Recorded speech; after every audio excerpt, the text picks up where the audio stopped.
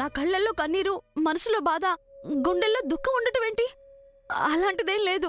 నిన్ను కన్న నీ తల్లికి, నిన్ను అల్లారు ముద్దుగా పెంచుకున్న నీ తండ్రికి, తోడ పుట్టిన దానికి ఎవరికి నీ కన్నీటి సంద్రం కనిపించకపోవచ్చు. చిన్నప్పటి నుంచి నీ మీద పిచ్చి ఇష్టం, పిచ్చి ప్రేమ పెంచుకున్న ఈ పావకు కనిపిస్తుంది. నువ్వు అందరినీ నమ్మించినట్టు నన్ను నమ్మించలేవు. అందరినీ మభ్యపెట్టినట్టు మోసం చేసినట్టు నన్ను చేయలేవు. బావా, ఇప్పుడు నువ్వు అలవేలు భర్తవి. మరొకరి గురించి ఆలోచించకూడదు. అలవేలు నీకోసం ఎదురు చూస్తుంది. వెళ్ళు. నేను మనిషినే, మిషన్ని కాదు. కాయిన్ వేస్తే మనిషి బరువు తెలిసినంత ఈజీగా మనసు బరువు తెలీదు.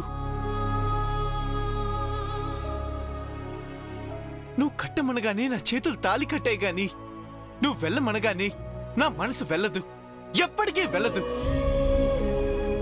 ఎందుకంటే ఈ రోజు నేను తనతో గడపాల్సి వస్తాయి. అది కోరిక. అదే ఆ స్థానంలో నువ్వుంటే అది ప్రేమ. రెండిటికి మధ్య లక్షల కిలోమీటర్ల దూరం ఉంది. నే ఆ గదిలోకి వెళ్ళలేను, ఆ తలుపును ముయ్యలేను, తనిచ్చే విషం తాగలేను. నాకిక్కడే మనశ్శాంతిగా ఉంది. నన్ను ఒంటరిగా వదిలే. తాళి కట్టిన భార్య దగ్గరికి వెళ్ళనంటావేంటి? అది ద్రోహం అవుతుంది. నా దృష్టిలో కాదు. చిన్నపిల్లల్లా మొండి చేయకు. పద. సారీ, చివరిసారిగా అడుగుతున్నాను. నువ్వు ఎన్నిసార్లు అడిగినా, ఎంతమంది వచ్చి చెప్పినా నా మనసు అంగీకరించట్లేదనే సమాధానమే చెప్తాను.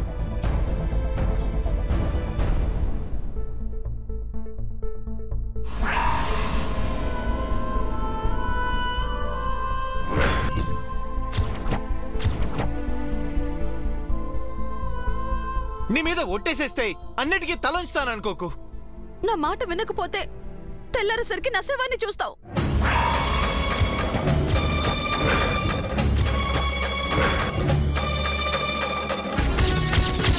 పద్మావతిని కనీసం కళ్ళారా చూసుకోవాలనుకుంటే అలివేలు కంట కన్నీరు పెట్టించకు. ఈరోజు నీ మనసుకి బాధ అనిపించొచ్చు, కానీ నెల రోజుల తర్వాత అలివేలుని వదలలేనంత బంధాన్ని ఆ తాళే ముడివేస్తుంది. నా మాట నమ్ము. ఎంతసేపు నీ మాట నీదే, నీ పంతం నీదే, నీ త్యాగం నీదే.